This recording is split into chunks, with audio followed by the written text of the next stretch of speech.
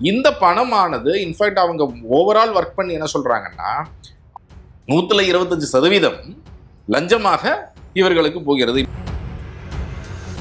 அவர் மீது நடவடிக்கை எடுக்க வேண்டும் அப்பொழுது எதிர்க்கட்சி தலைவராக இருந்த ஸ்டாலின் சொன்னார். ஆனா ஆட்சிக்கு வந்த அப்புறம் அவரையே கொண்டு போய் அதற்கும் மேல் பதவியாக நகராட்சி நிர்வாகத்துறையில போடுறாரு. அப்போ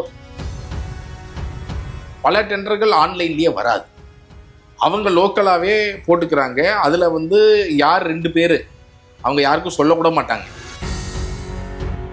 ஈவன் நீங்க இதே நகராட்சி நிர்வாகத்துல முன்னாள் அமைச்சர் வேலுமணி இப்ப அவங்க மேல எஃப்ஐஆரே போட்டாச்சுல, நம்ம புகார்ல எஃப்ஐஆரே போட்டாச்சு. இடி ஏன் ரீடிங் போல கிட்டத்தட்ட 992 கோடி ரூபாய் ஊழல் செய்யக்கூடிய வகையில வெறும் 300 ரூபாய்க்கு ஒரு மெட்ரிக் டன் நெல் போக்குவரத்து செஞ்சுட்டு இருந்ததா 600 ரூபாய்க்கு அதிகரிச்சு கொடுத்தாங்க. இப்ப டெல்டால விவசாயிகள் ஏறு இருக்கக்கூடிய அந்த திருச்சி மாநகராட்சி பகுதியில இவர்கள் என்ன பண்றாங்க அப்படின்னு சொன்னா ரோடு அவ்வளோ மோசமா போடுறாங்க. மோசமான சாலைகள் போட்டதை சுட்டி காமிச்சோன்னா அப்பொழுது இருந்த ஆணையர் வைத்தியநாதன் எனக்கு சொல்கிறார், சமையல் எண்ணெய் மற்றும் உணவுப் பொருள் ஏற்றுமதியில் 20 ஆண்டு கால அனுபவம் பெற்ற ஸ்டார் எக்ஸ்போர்ட் ஹவுஸ் கயல் ஆக்ரோ ஃபுட்ஸ். விகடன் நேயர்களுக்கு வணக்கம். இன்றைய நேர்காணல அறப்போர் இயக்கத்தின் ஒருங்கிணைப்பாளர் திரு ஜெயராம் அவர்களாக சந்திக்கிறோம். சார் வணக்கம். வணக்கம். தொடர்ந்து ஊழலுக்கு எதிராக போராடிக்கிட்டு இருக்கீங்க. நகராட்சி நிர்வாகத்துறையில 1020 கோடி ரூபாய் ஊழல், தூய்மை பணியாளர்களை ஒப்பந்த அடிப்படையில் சேர்க்கறதுல ஆரம்பித்து குடியிருப்புகள் கட்டுறது, இது மாதிரி பல்வேறு பணிகளில் 1020 கோடி ரூபா ஊழல் அப்படின்றது வந்திருக்கு. 250 பக்கம் கடிதமும் இடி டிஜிபிக்கு அனுப்பிச்சிருக்காங்க. என்ன நடந்திருக்கு, இதை வாட்ச் பண்ணுறீங்களா? இப்பொழுது இந்த தகவலானது இடியோடைய ரெய்டுலேருந்து இடி அமைச்சர் KN நேரு உடைய சம்மந்தப்பட்ட இடங்கள்ல ரொம்ப முக்கியமாக அவருடைய சகோதரர் ரவிச்சந்திரன், அவருடைய கூட இருக்கக்கூடிய ஆட்கள், இந்த மாதிரி பல பேருடைய இடங்கள்ல சோதனை செய்யறாங்க. இது ஒரு பேங்க் ஃப்ராடு சம்பந்தப்பட்ட கேஸ். 30 கோடி ரூபாய் பணம் பேங்க்ல கட்டலன்னு சொல்லிட்டு அந்த கேஸ்ல சர்ச் பண்ண போகும்போது அவர்களுக்கு 2 விஷயங்கள் மாட்டுது. ஒன்று ஏற்கனவே வெளிவந்தது, 25 to 35 லட்சம் ஒரு வேலைக்கும் லஞ்சமாக வாங்குகிறார்கள். இந்த 2500 போஸ்டிங் காலி பணியிடங்கள் நிரப்புறது. ஆமா, நகராட்சி நிர்வாகம் மற்றும் குடிநீர் வழங்கல் துறையில காலி இடங்களை நிரப்புறதுக்கு 25 to 35 லட்சம் ஒவ்வொரு பதவி போஸ்டிங்க்கும் வாங்கியிருக்கிறாங்க லஞ்சமா அப்படிங்கிறத அதையும் கடிதமா ஏற்கனவே அனுப்பினாங்க. தற்பொழுது அனுப்பியிருக்கக்கூடியது அந்த லெட்டர்லயே அடுத்தது டெண்டர் மேனிபுலேஷன் பத்தி அனுப்ப போறோங்கிறதையும் அவங்க சொன்னதாக தெரிகிறது. அடுத்ததாக இப்பொழுது என்ன வந்திருக்கு அப்படின்னு சொன்னா, இந்த லெட்டர்ல டிஜிபிக்கு என்ன எழுதியிருக்கிறாங்க அப்படின்னா, கிட்டத்தட்ட 1020 கோடி ரூபாய் அளவிற்கு லஞ்சம் வாங்கப்பட்டு இருக்கிறது. முறைகேடாக டெண்டர் கொடுக்கப்பட்ட வகையில அந்த லஞ்சம் எதற்கு அப்படின்னு பாத்தீங்கன்னா, டெண்டர் பல்வேறு பணிகளை அவங்க குறிப்பிடுறாங்க. நபார்டு ப்ராஜெக்ட்ல இருந்து ஈவன் டாய்லெட், கம்யூனிட்டி டாய்லெட்ஸ்ல இருந்து ஆரம்பிச்சு ஒவ்வொரு ஆல்மோஸ்ட் எவ்ரி கான்ட்ராக்ட்ல சொல்றாங்க. குளங்கள், நீர்நிலைகள் அமைக்கிறது. ஆமா, இப்போ சானிடேஷன் ஒர்க்கர்ஸ் அவுட் சோர்ஸ் பண்றது, துப்புரவு அந்த பணியாளர்கள், தூய்மை பணியாளர்கள் அவுட் சோர்சிங் பண்றதுக்கான அந்த ஒப்பந்தங்கள்ல, அதற்கு பிறகு சாலைகள், நீர்நிலைகள், இது போன்ற பல ஒப்பந்தங்கள்ல இவர்கள் பணம் வாங்குறாங்க. கிட்டத்தட்ட 7.5 to 10% லஞ்சமாக ஒவ்வொரு டெண்டருக்கும் வாங்கப்படுகிறது. இந்த பணமானது இன்ஃபேக்ட் அவங்க ஓவரால் ஒர்க் பண்ணி என்ன சொல்றாங்கன்னா, ஆரம்பத்துல இந்த 10% அதற்கு பிறகு எல்லாம் நீங்க பில் பேமெண்ட் வரைக்கும், ஆரம்பத்துல இருந்து ஆரம்பிச்சு பில் பேமெண்ட் வரைக்கும் அதிகாரிகள் வாங்குறது, அரசியல்வாதிகள் வாங்குறது எல்லாம் சேர்த்தா கிட்டத்தட்ட 25% ஒரு டெண்டர்ல லஞ்சத்துல போயிருது அப்படின்றாங்க.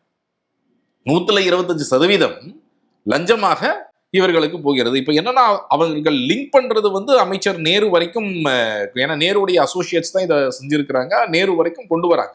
இப்ப இந்த அதற்கான ஆவணங்கள் எல்லாத்தையும் திரட்டிட்டோம். அதுதான் எல்லாமே இருக்கு. போன் ஃபுல்லாவே, போன் ரெக்கார்ட் ஃபுல்லா எடுத்து எல்லாமே எடுத்துருக்கு. 250 பக்கத்துல அதுதான் ஃபுல்லா மென்ஷன் பண்ணி அனுப்பிச்சிருக்காங்க. அண்ட் இந்த பணம் ஹவாலா வழியா எப்படி வெளிநாடுகளுக்கு போகுது, இந்த மாதிரி எல்லா விஷயங்களையுமே அவர்கள் திரட்டி இருக்கிறாங்க. ஸோ இந்த விஷயங்களுக்கு உடனடியாக நீங்க ஒரு எஃப்ஐஆர் பதிவு பண்ணுங்க. எப்பயும் அனுப்புற லெட்டரை விட இதுல ஒரு கூடுதலா ஒரு வார்த்தையை சேர்த்திருக்கிறாங்க. அந்த கூடுதலான வார்த்தை என்ன, ஒரு கிட்டத்தட்ட ஒரு மிரட்டலாவே சொல்லலாம். என்ன சொல்லியிருக்கிறாங்கன்னா, டிஜிபி கிட்ட, நீங்கள் இது போன்று இவ்வளவு ஆதாரங்கள் இருக்கக்கூடிய ஒரு ஊழல் வழக்குல நீங்க எஃப்ஐஆர் பதிவு செய்ய தவறினால் நீங்களும் இந்த குற்றத்திற்கு துணை போகிறீர்கள். இந்த சட்டத்தின் கீழ் உங்கள் மீதும் நடவடிக்கை எடுக்க வேண்டியது வரலான்ற மாதிரி not registering an FIR would amount to knowingly assisting the accused in the collection of bribes அப்படின்னு சொல்லிட்டு சொல்லியிருக்கிறாங்க. ஸோ விச் மீன்ஸ் இது எஃப்ஐஆர் ப்ரெடிகேட் அஃபென்ஸ் அப்படிங்கிறது, அந்த ப்ரெடிகேட் அஃபென்ஸ் எஃப்ஐஆர் இருந்தால்தான் லஞ்ச ஒழிப்புத்துறை இப்போ அமலாக்கத்துறையினால அடுத்தது ப்ரொசீட்ஸ் ஆஃப் த கிரைமை விசாரிக்க முடியும். இப்போ அந்த பேங்க் கேஸு ரத்தாகி போச்சு. அப்போ அவங்ககிட்ட ஆதாரங்கள் இருக்குது. அந்த ஆதாரங்களை ஷேர் பண்ணியிருக்கிறாங்க. 2 வகையில் ஷேர் பண்ணியிருக்காங்க. முதல்ல 25 35 லட்சம் வேலைக்கு லஞ்சம் கொடுத்ததையும் ஷேர் பண்ணியிருக்கிறாங்க. இப்போ அடுத்தது டெண்டர் முறைகேடுகளையும் ஷேர் பண்ணியிருக்கிறாங்க. அப்போ இதன் மீது உடனடியாக ஒரு பக்கம் எஃப்ஐஆர் போடுவது ரொம்ப ரொம்ப அவசியமானது. இன்னொரு பக்கம் நம்ம இன்னைக்கு பார்க்கக்கூடிய பல்வேறு பிரச்சனைகள். இப்போ நீங்கள் இந்த மழைக்கு பிறகு நம்ம போயிருப்போம். ரோட்டில் போகிறவங்களுக்கு தெரியும் எப்படி ஒரு வருஷத்துக்கு முன்னாடி போட்ட ரோட்லாம் எப்படி பேர்ந்து வருது. அப்போது அதற்கு காரணம் என்ன? இந்த போன்ற லஞ்சம் வாங்குவது. இது போன்ற மிகப்பெரிய அளவில் நகராட்சி நிர்வாகத்துறையில் இன்ஃபேக்ட் அதோடைய செக்ரட்டரி, இது அரசியல்வாதிகள் மட்டும் கிடையாது, அதிகாரிகள் மேலேயும் மிகப்பெரிய கேள்வி எழுப்ப வேண்டிய அவசியம் இருக்கு. அதோடைய செக்ரட்டரியாக இருக்கக்கூடிய கார்த்திகேயன் ஐஏஎஸ், இவர் தான் கடந்த ஆட்சியிலையும் அந்த கமிஷனராக இருக்கும் பொழுது பல ஊழல், அவருக்கு கீழே பல ஊழல்கள் நடந்தது. அதெல்லாம் தான் இப்போ குற்றப்பத்திரிகை வரைக்கும் போயிட்டு இருக்கு. அவர் மீது நடவடிக்கை எடுக்க வேண்டும்னு அப்பொழுது எதிர்க்கட்சி தலைவராக இருந்த ஸ்டாலின் சொன்னார். ஆனால் ஆட்சிக்கு வந்தப்புறம் அவரையே கொண்டு போய் அதற்கும் மேல் பதவியாக நகராட்சி நிர்வாகத்துறையில் போடுறாரு. அப்போ ஸ்டாலின் அவர்கள் என்ன சொல்கிறார் இது மூலமா? இவர் ஊழல் இவருக்கு கீழ் மிக சிறப்பாக ஊழல்கள் நடந்திருக்கிறது, இவர் மேல் நடவடிக்கை எடுக்கணும்னு கேட்டவர் அவரையே கொண்டு வந்து மேல் பதில் வைக்கிறார். அப்போ இங்க உட்கார்ந்து நீங்க நிறைய ஊழல் பண்ணுங்க அப்படின்னு ஒரு முதல்வர் சொல்வது போலதான் அது. கடந்த ஆட்சியில் இருக்கும்போது நாங்கள் ஆட்சிக்கு வந்தால் கமிஷன், கரப்ஷன், கலெக்ஷன் எதுவுமே இருக்காது, இந்த அதிமுக ஆட்சியில் கமிஷன், கலெக்ஷன், கரப்ஷன் இருக்கு அப்படின்னு ஒரு ஸ்டேட்மெண்டோட தான் இந்த கேம்பெயினே ஆரம்பிச்சாங்க, ஆட்சிக்கும் வந்தாங்க. ஆமா, கமிஷன், கலெக்ஷன், கரப்ஷன் அப்படியே கண்டினியூ ஆகுது, எந்த மாற்றமும் இல்லை. அது மட்டும் இல்லாம கோஆபரேஷனும் இருக்கு இதுல. கடந்த ஆட்சியில் நடந்த ஊழல் மேலேயும் நான் நடவடிக்கை எடுக்காம கோஆபரேஷன் பண்றேன் அப்படின்னு அந்த கோஆபரேஷன் இதோட சேர்த்துக்கிட்டாரு முதல்வர். அவ்வளவுதான் சொல்லணும். அப்போ நீங்க அந்த கடந்த ஆட்சியுடைய ஊழலை காப்பாற்றுவதற்காக எப்படி வேலை செய்கிறீர்கள் அப்படிங்கிறதையும் நம்ம பார்க்கிறோம். இந்த ஆட்சியில எப்படி தொடர்ந்து அதே அதிகாரிகளுக்கு உயர் பதவி கொடுத்து மிகப்பெரிய அளவுல ஊழல்கள் அரங்கேற்றிருக்குங்க. இப்போ இவ்வளவு ஆதாரங்கள் வெளிவந்திருக்கு. இதுதான் காரணம். இன்னைக்கு நீங்க ரோட்ல போறீங்க, ரோடு அவ்வளவு மோசமா இருக்கு. இப்போ தூய்மை பணியாளர்கள் போராட்டத்தை கூட பார்த்தோம். அவுட் சோர்சிங் வேணாம்னு சொல்லி அவ்வளவு தூரம் போராடினாங்க. ஆனாலும் இவங்க ஸ்டெப்பனா அதெல்லாம் பண்ணிதான் ஆகுங்கிறதுக்கு பின்னாடி ஊழல் முறைகேட தவிர வேற எதுவும் இருக்கிறதுக்கான வாய்ப்பே கிடையாது. இல்லை, அந்த டைம்ல போராடின மக்கள் எல்லாமே சொன்னது என்னன்னா, நிறைய பணம் வாங்கிட்டாங்க, ஊழல் பண்றாங்க, அதனாலதான் எங்களை எப்படியாவது அவுட் சோர்சிங் பண்ணியே ஆகணும்னு ஒற்றை காலில் இருக்காங்க அப்படின்னு சொல்லி. வேற என்ன உங்களுக்கு லாஜிக்கலா நீங்க இப்போ உதாரணத்துக்கு கடந்த ஆட்சியிலையும் இந்த அவுட் சோர்சிங்கை பண்ணாங்க, இந்த ஆட்சியிலையும் இப்போ இந்த அவுட் சோர்சிங்கை பண்றீங்க. ஆனால் நீங்க தான் சொன்னீங்க கொரோனா போது தூய்மை பணியாளர்கள்லாம் இவர்களை போற்ற வேண்டும், அது செய்ய வேண்டும், இது செய்ய வேண்டும், வேலை செஞ்சாங்க, அவ்வளோ கஷ்டப்பட்டாங்கன்னு. இப்பொழுது நீங்கள் அவங்கள நீங்கள் போய் ஒரு ப்ரைவேட் கம்பெனியில் போய் அதுவும் குறைவான சம்பளத்துக்கு வேலை செய்யுங்க அப்படி இப்படின்னு சொல்லிட்டு அனுப்பிட்டு இருக்கக்கூடிய வேலைகள் நம்ம கண்கூடாக பார்க்குறோம். ஆனால் இவர்கள் குப்பை சட்டத்தின்படி இவர்கள் எந்த வேலையுமே செய்யலை. குப்பை சட்டத்தின்படி 50% வெட் வேஸ்ட்டை இவங்க லோக்கலாக ப்ராசஸ் பண்ணணும். 35% மறுசுழற்சி செய்யக்கூடிய குப்பையை அதுவும் லோக்கலாக ப்ராசஸ் பண்ணணும். மீதி 15% குப்பையை தான் இவங்க லேண்ட்ஃபில்லுக்கே கொண்டு போகணும். ஆனால் இது எதுவுமே டெண்டரில் கண்டிஷனாக இருக்குல்ல. டெண்டரில் இருக்கக்கூடியது எல்லாமே எல்லாத்தையும் கொண்டு போய் அங்கே பள்ளிக்கரணைக்கு கொண்டு போகிறது, கொடுங்கியூருக்கு கொண்டு போகிறது தான் 2019-20 போட்டாங்க. இப்பொழுதும் அதுதான் தொடர்கிறது. நீங்கள் எல்லாத்தையும் குப்பையை பிரித்து வைப்பீங்க, ஆனால் அந்த குப்பையெல்லாம் ஒன்றாக கொட்டப்பட்டு லாரியில் கொண்டு போய் போடுறாங்க. ஸோ இவங்க சட்டத்தையும் மதிப்பது கிடையாது. என்ன பார்க்குறாங்க, லாரி டிரான்ஸ்போர்ட், அவ்வளோ குப்பைகளை டிரான்ஸ்போர்ட் பண்ணுவது அவர்களுக்கு ஒரு மிகப்பெரிய பணமாக, ஒரு பெரிய முறைகேடு செய்யக்கூடிய ஒரு இடமாக தெரிகிறது. அதனால தான் இதில் வேற எந்த லாஜிக்குமே இதற்கு பின்பு இருக்க முடியாது. இன்ஃபேக்ட் இன்னைக்கு வந்திருக்கக்கூடிய ஆதாரங்கள் அதான் சொல்றாங்க, ஒவ்வொரு டெண்டர்லையும் இந்த இவ்வளவு பர்சன்டேஜ் வச்சு பண்ணிட்டு இருக்கிறாங்க. நீங்க தொடர்ச்சியா அந்த டெண்டர் முறைகேடுகள் சம்பந்தமான ஆதாரங்களை அப்போது வெளியிடுவீங்க, பல்வேறு ஊழல் வழக்குகளை நீங்க அதை வெளியிட்டிருக்கீங்க. இந்த டெண்டர் முறைகேடுகள்ன்றது எப்படி நடக்குது, அதை பத்தின கொஞ்சம் கிளாரிட்டி சொல்லுங்க. சரி, டெண்டர் முறைகேடுகள் எப்படி நடக்குது அப்படின்னா, இந்த டெண்டர்கள் அனைத்துமே டெண்டர்களாக இணையதளத்தில் போடப்பட வேண்டும் அப்படிங்கிறத தான் நம்ம தொடர்ந்து சொல்லிட்டு இருக்கிறோம்.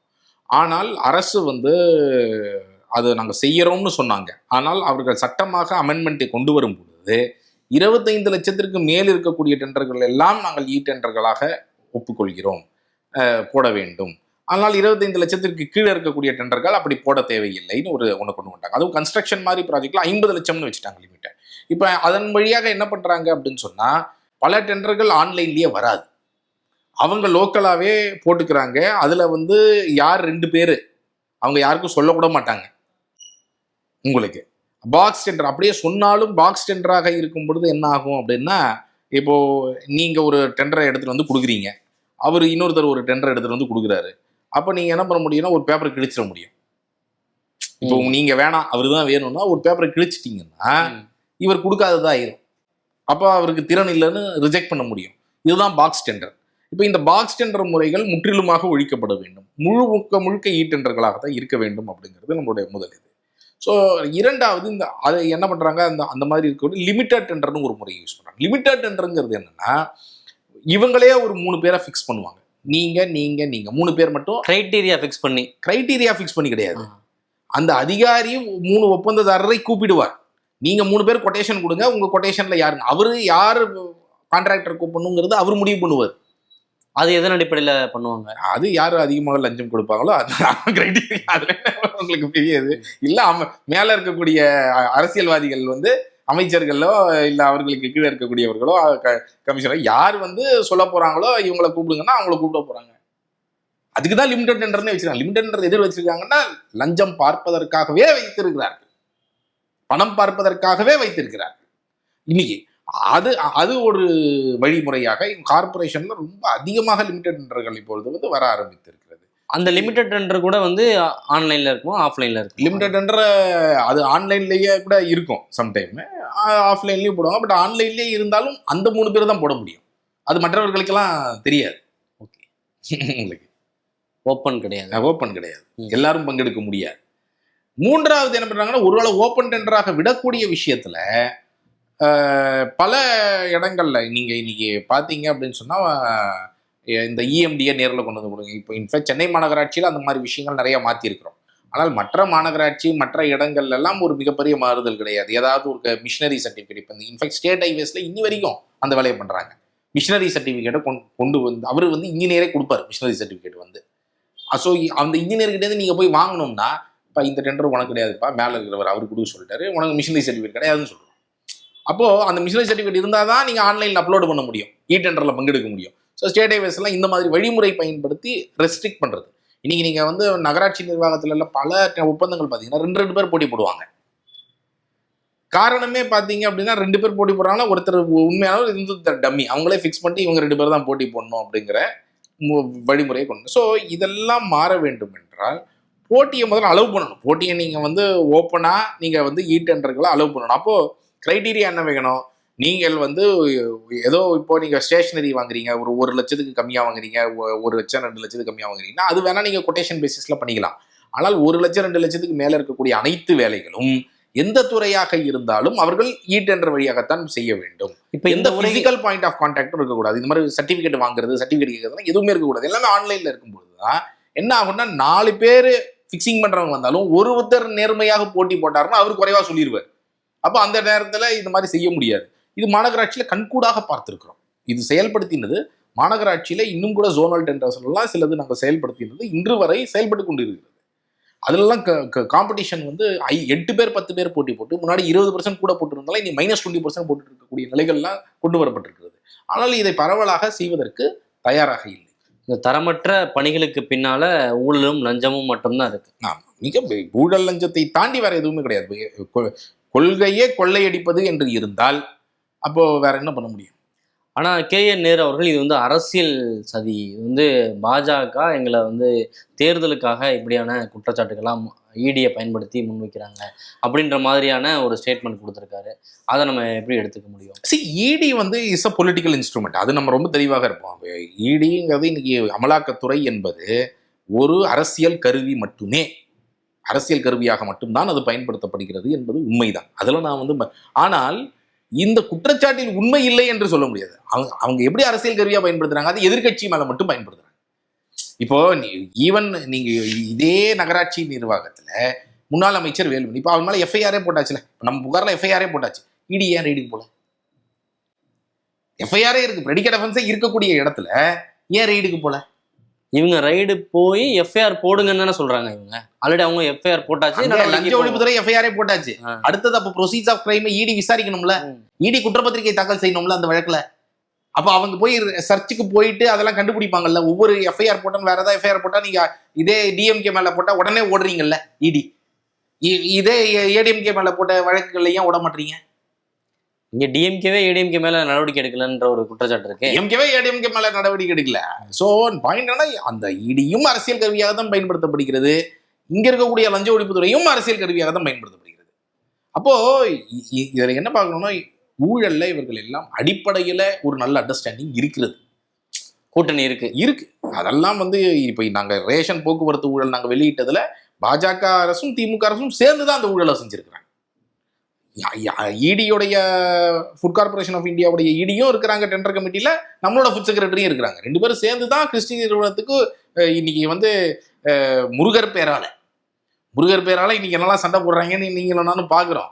ஆனால் பாஜக அரசும் திமுக அரசும் சேர்ந்து கந்தசாமி என்கோ, கார்த்திகேயா என்டர்பிரைசஸ், முருகா என்டர்பிரைசஸ் முருகர் பேரால எந்த அனுபவமும் இல்லாத கிறிஸ்டியோடைய பினாமி நிறுவனங்களுக்கு கிட்டத்தட்ட 992 கோடி ரூபாய் ஊழல் செய்யக்கூடிய வகையில் வெறும் 300 ரூபாய்க்கு ஒரு மெட்ரிக் டன் நெல் போக்குவரத்து செஞ்சுட்டு இருந்ததா 600 ரூபாய்க்கு அதிகரிச்சு கொடுத்தாங்க. இப்போ டெல்டால விவசாயிகள் லாரி வரலன்னு ஏன் கதறினாங்க? காரணம் இந்த ஊழல்.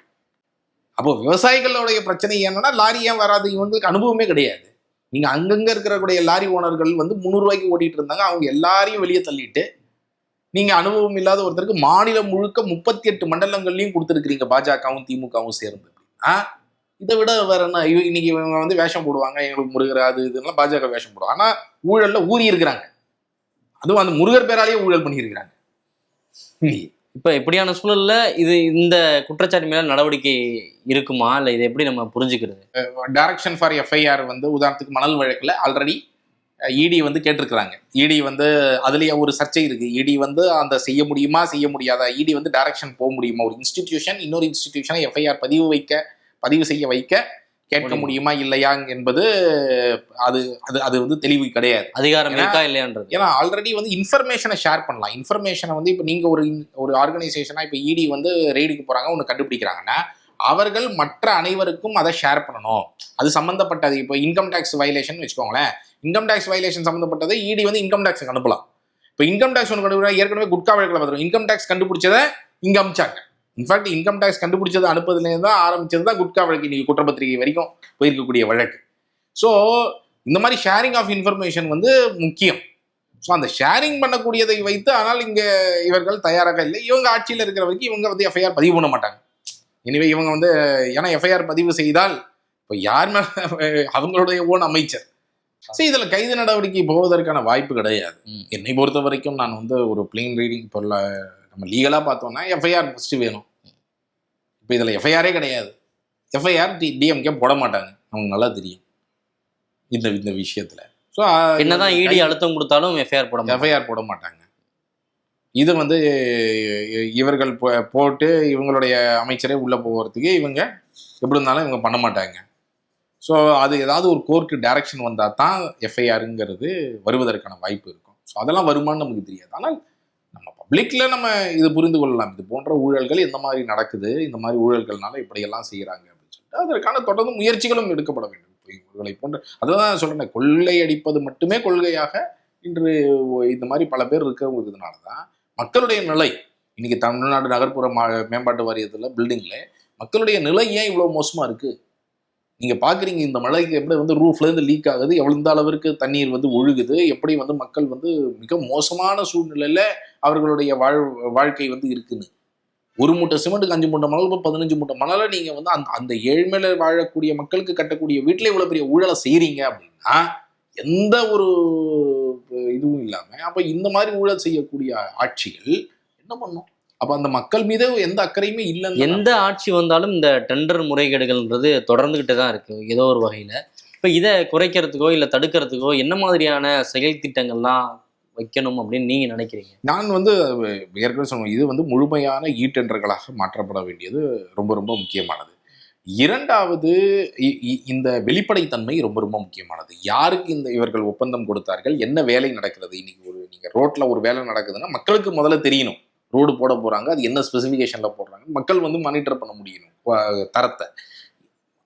கார்பரேஷன், நகராட்சிகள், உதாரணத்துக்கு நான் சொல்றேன், இப்போ நேருவுக்கு கீழே நேரு இருக்கக்கூடிய அந்த திருச்சி மாநகராட்சி பகுதியில் இவர்கள் என்ன பண்றாங்க அப்படின்னு சொன்னா, ரோடு அவ்வளோ மோசமா போடுறாங்க. நான் போய் நேரில் போய் இந்த ரோடு பாருங்க எவ்வளோ மோசமா போட்டிருக்கிறாங்கன்னு நான் ஒரு வீடியோ போடுறேன், ஒரு புகார் சொல்றேன். கிட்டத்தட்ட 70 சாலைகள் வந்து அங்கே வந்து சாலை உயரம் ஏறுவது போல இவங்க டெண்டர் கண்டிஷனே போடுறாங்க. அந்த மாதிரி நீங்கள் சாலை உயரத்தை ஏற்ற முடியாதுன்னு சொன்னால் அதுக்கப்புறம் ரத்து பண்ணாங்க அந்த சாலைகள்.